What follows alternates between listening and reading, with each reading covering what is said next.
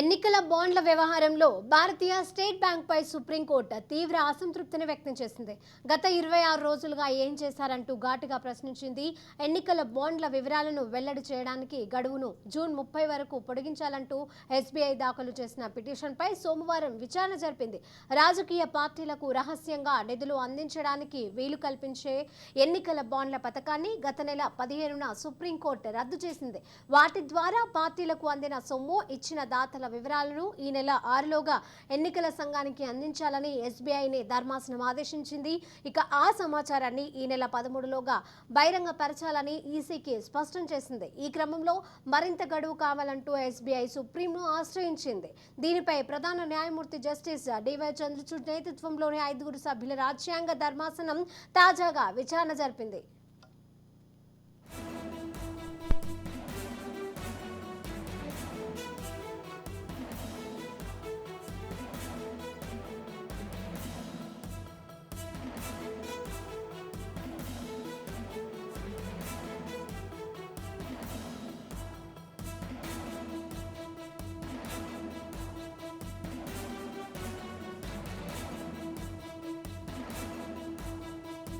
గత నెల ఇచ్చిన తీర్పు ప్రకారం విరాళాల వివరాలను వెల్లడించాలని మేము ఆదేశించామన్న సుప్రీంకోర్టు మీరు ఇలా అదనపు సమయం కోరుతూ మా దగ్గరకు రావడం చాలా తీవ్రమైన విషయమని ఆగ్రహం వ్యక్తం చేసింది. ఇక మా తీర్పు స్పష్టంగా ఉందన్న న్యాయస్థానం గత 26 రోజులుగా మీరు ఎలాంటి చర్యలు తీసుకున్నారని ప్రశ్నించింది. మీ దరఖాస్తులో ఆ విషయాలు ఏవీ లేవు అని ధర్మాసనం అడిగింది. ఎస్బీఐ వెంటనే ఆ వివరాలను ఎన్నికల సంఘానికి ఇవ్వాల్సిందేనని స్పష్టం చేసింది.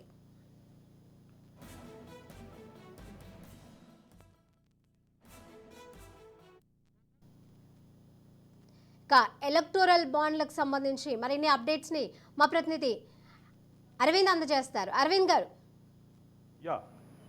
శిరీష, ప్రధానంగా ఎలక్టోరల్ బాండ్స్ విషయంలో ఎలక్టోరల్ బాండ్స్ని రాజ్యాంగ వ్యతిరేకమైందిగా 2005 సమాచార హక్కు చట్టానికి తూట్లు పొడిచేది విధంగా అదే సందర్భంలో పౌరులకు ప్రజలకు ఏదైతే సమాచారం తెలుసుకునే హక్కు ఏదైతే ఉందో ఆ హక్కుని హరించే విధంగా ప్రజల ప్రాథమిక హక్కుల్ని హరించే విధంగా ఉంది అంటూ గత నెల 15వ తారీఖున ఒక క్లియర్ కట్ తీర్పు అయితే ఇచ్చినటువంటి పరిస్థితి ఉంది. ఈ తీర్పులో చాలా స్పష్టంగా చెప్పింది 7 సభ్యుల ధర్మాసనం. రాజ్యాంగ ధర్మాసనం ఇచ్చినటువంటి ఏకగ్రీవ తీర్పులో ఈ అంశాన్ని పూర్తిగా కొట్టేస్తూ మొత్తం ఈ వ్యవహారంలో ఇప్పటి వరకు ఏవైతే ఎలక్టరల్ బాండ్స్ పేరు మీద జరిగిందో, ఎలక్టరల్ బాండ్స్ పేరు మీద రాజకీయ పార్టీలకి ఏవైతే విరాళాలు వచ్చినాయో వాటన్నిటినీ ఎస్బీఐ సెంట్రల్ ఎలక్షన్ కమిషన్కి ఇవ్వాలని మార్చి 6వ తారీఖులోపు ఇవ్వాలని, మార్చి 13వ తారీఖులోపు సెంట్రల్ ఎలక్షన్ కమిషన్ రాజకీయ పార్టీల వారికి వచ్చినటువంటి వివరాలను ఇచ్చినటువంటి దాతల పేర్లు వెల్లడించాల్సిందే అంటూ ఏదైతే తీర్పు ఇచ్చిందో ఆ తీర్పుని ఆచరణలోకి రాలేదు. ఆ తీర్పుని అటు ఎస్బీఐ పాటించలేదు, ఎలక్షన్ కమిషన్ పాటించలేదు, ఎలక్షన్ కమిషన్ ఎస్బీఐని ఇన్సిస్ట్ చేయలేదు అంటూ ఏదైతే 3 సంస్థలు, ఒక పక్క భారత కమ్యూనిస్ట్ పార్టీ మార్క్సిస్ట్ సిపిఎం ఒక పక్కన వెళ్తే కామన్ కాజ్ అనేటటువంటి ఒక స్వచ్ఛంద సంస్థ, ఏడీఆర్ అనేటటువంటి మరో స్వచ్ఛంద సంస్థ, ఈ 2 సంస్థలు న్యాయ సంస్కరణల కోసం, రాజ్యాంగ సంస్కరణల కోసం, సంస్కరణల కోసం పనిచేసేటటువంటి 2 సంస్థలు కూడా కంటెంప్ట్ ఆఫ్ కోర్ట్ కింద కేంద్ర ఎలక్షన్ కమిషన్ని అదే సందర్భంలో ఎస్బీఐని పార్టీలు చేస్తూ వెళ్ళినటువంటి పరిస్థితి ఉంది. దీనిపైన సమగ్రమైనటువంటి విచారణ జరిపే క్రమంలో ఎస్బీఐ కూడా మరింత గడువు కావాలి, జూన్ నెలాఖరు వరకు గడువు కావాలన్న ఏదైతే అఫిడవిట్ వేసిందో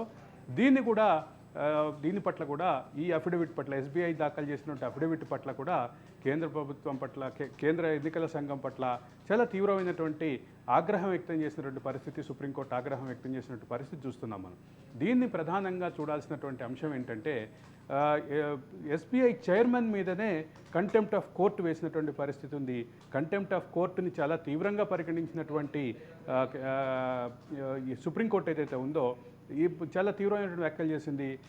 ఎందుకు ఇంత లేట్ అయింది, 26 రోజుల పాటు మీరు ఏం చేశారు అంటూ ప్రశ్నించింది.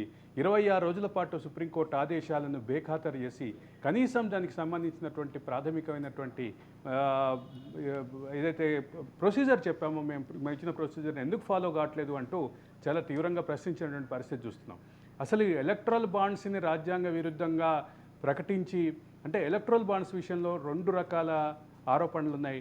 ఒకటి, కొంతమంది వ్యక్తులని, కొన్ని వ్యాపార సంస్థల్ని బెదిరించి రాజకీయ పార్టీలు తీవ్రంగా ఎలక్ట్రల్ బాండ్స్ రూపంలో వసూలు చేసినటువంటి విమర్శలు ఉంటే, మరో పక్కన దీనికి సంబంధించినటువంటి మరొక ఆరోపణ ఏంటంటే క్విడ్ ప్రోకో కూడా ఉంది అని. కొంతమంది వ్యక్తులకి, కొన్ని సంస్థలకి ప్రత్యేకమైనటువంటి ఫలితాలు వచ్చేటటువంటి, లాభాలు వచ్చేటటువంటి విషయంలో వ్యవహరించినటువంటి ప్రభుత్వాలు, ఆ ప్రభుత్వాలకు సంబంధించినటువంటి పార్టీలు, ఆ పార్టీల ఆరోపణలో డబ్బులు తీసుకున్నాయంటూ ఆరోపణలు ఉన్నాయి.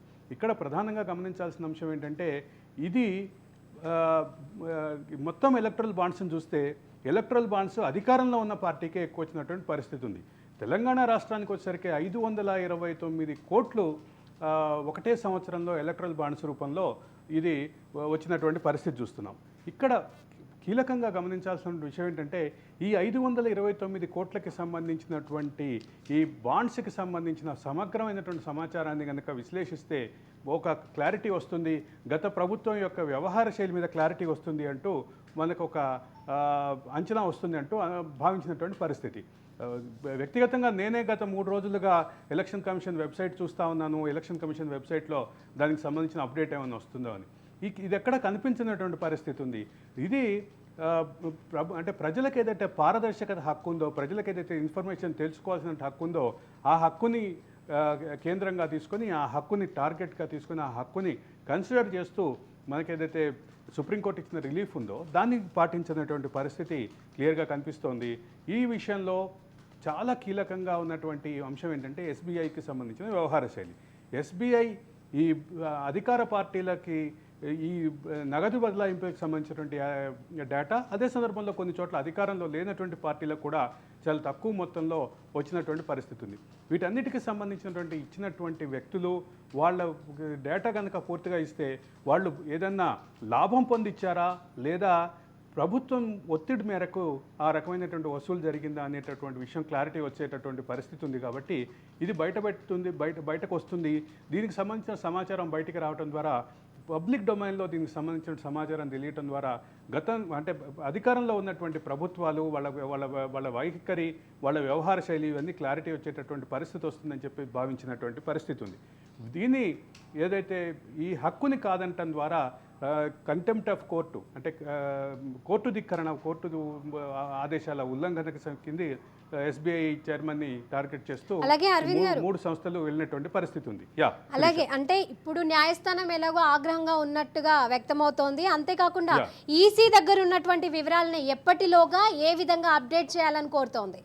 అంటే ఇక్కడ ఎలక్ట్రల్ బాండ్స్కి సంబంధించినటువంటి కలెక్షన్ మొత్తం ఎస్బీఐ ద్వారానే జరిగింది. కాబట్టి ఎస్బీఐ దగ్గర మొత్తం డేటా ఉంటుంది. ఎస్బీఐ ఆ డేటాని సెంట్రల్ ఎలక్షన్ కమిషన్కి ఇవ్వాలి. సెంట్రల్ ఎలక్షన్ కమిషన్ తన వెబ్సైట్లో పెట్టాలి. ఇప్పుడు అంటే దీనికి ఇంకా గడువు కోరే క్రమంలోనే ఈ డేటా మొత్తం ఆల్రెడీ సీల్డ్ కవర్లో ఉంది. సీల్డ్ కవర్లో ఉన్నటువంటి అంటే మొత్తంగా అప్డేట్స్ అన్ని కూడా వెబ్సైట్లోనే పొందుపరచాలని కోరుకుంటుందా న్యాయస్థానం?